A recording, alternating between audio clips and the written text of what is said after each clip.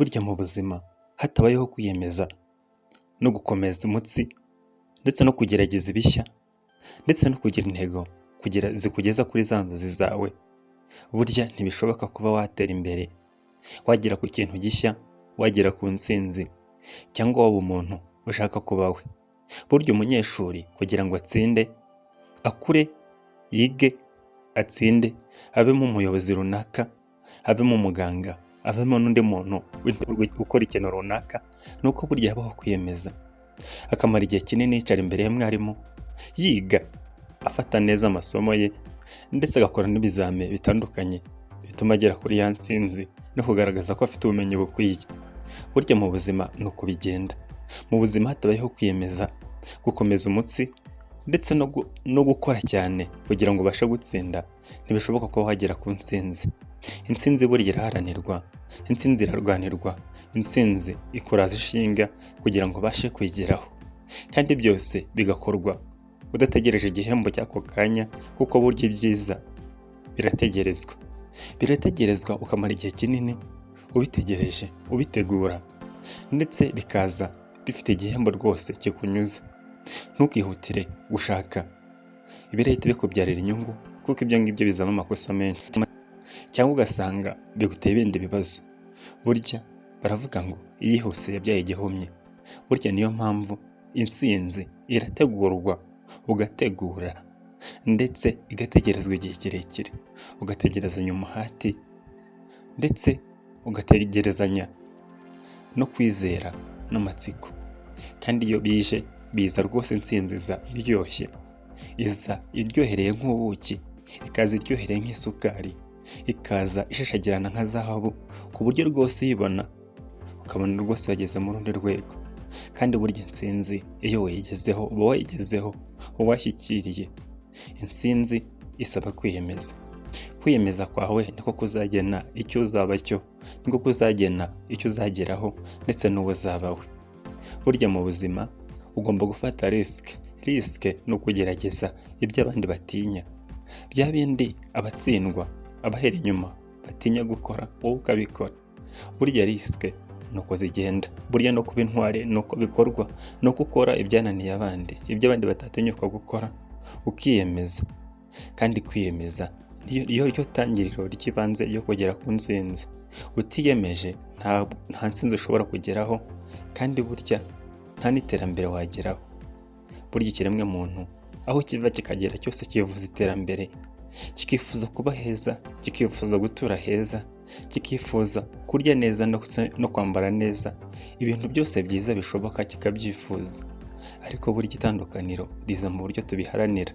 Kubiharanira rwose ni urugendo urubabaza, rutuma ubira icyuya, rutunaniza umubiri ndetse n'ibitekerezo, rugatuma urara amajoro utaryamye, ukabyuka mu mbeho, ukabyuka isaa 8 z'ijoro, ukaryama utinze, kandi ugakoresha imbaraga z'umubiri n'ubwonko cyane ku buryo unanirwa, kuko burya benshi ibyo birabananira.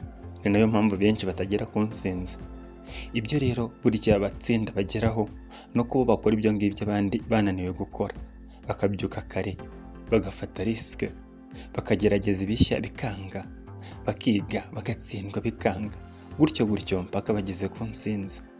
Burya rero ntazagire umuntu uguca intege, ndetse ntihagire n'ikintu cyo guca intege. Niba wiyemeje gerageza rwose ukuriho bwabaga, ukure amaboko mu mifuka, ukureho ibirantega byose, bya bindi byose bishobora kuguca intege ubisiga inyuma, ubyirukane, bive mu buzima bwawe, bive mu nzira yawe, ubundi ukahataze urebe intsinzi. Icyagufasha burya mbere yo gutangira, tegura umushinga wawe, tegura intego zawe, uzihe icyerekezo. Hanyuma burya numara kuziha icyerekezo, utumbire intsinzi, urebe intsinzi, urangamire intsinzi, wirinde ko hazagira ikiguca intege. Nubona hari ikigo kigiye kuguca intege, kirandura n'imizi yacyo cyose, hanyuma wikomereze ugere ku ntsinzi.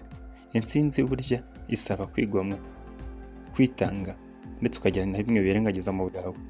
Niba hari inshuti zawe zituma utagera ku ntsinzi, inshuti zawe zikubuza, ziguca intege, nazo uburyo ukwiye kuzisiga inyuma, ugatangira n'inshuti zigutera akanyabugabo zigutera imbaraga ndetse zikanakwereka ko uri mu nzira nziza.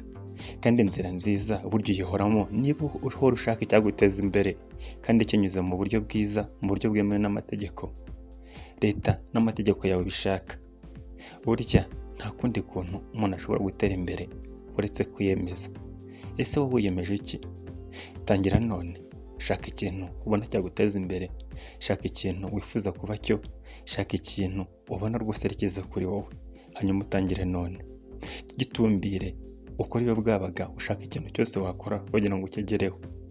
Yewe nibigusaba no kurara amajoro, burya nurara amajoro ukagera ku ntsinzi yawe ntacyo bizabitwaye, ntuzaba waravunikiye ubusa.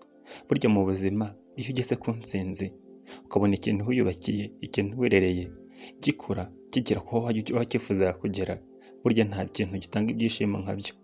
Niba ugomba ibyishimo nonaha muri iyi minsi, mu gihe runaka, nta kabuza mu gihe runaka, nyuma y'igihe runaka uzaba wishimye, uzagira ibyishimo birenze ibyo wari kuba ufite iki gihe, kubera ko wigomwe. Ibyishimo bike ariko ukazasarura byinshi. Burya niko ubuzima bugenda. Iyemeze rwose, ntukabeho utiyemeje, ntukabeho ucika intege, ntukabeho utagira ikintu ukora, ntukabeho udafite intego, ntukabeho nta cyerekezo ufite, ntukabeho upfuye kubaho gutyo gusa.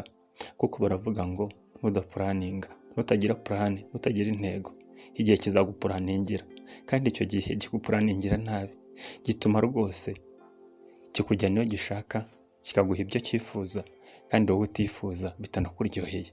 Kubera icyo watuma igihe kigupuraningira, watuma kigushyiriraho intego, kandi nawe ushoboye kubyishyiriraho. Reka nkubwire nti ubuzima iyemeze. Iyi yari inkuru y'umunsi. Ndakubwira nti kora subscribe kuri channel yacu, ndetse ukane no kuri notification, dufashe gusharinga iyi video kugira ngo uhindure ubuzima bwa benshi. Intego yacu no guhindura ubuzima bwa benshi bukaba bwiza, bakabaho neza. Reka nkubwire nti ciao ciao.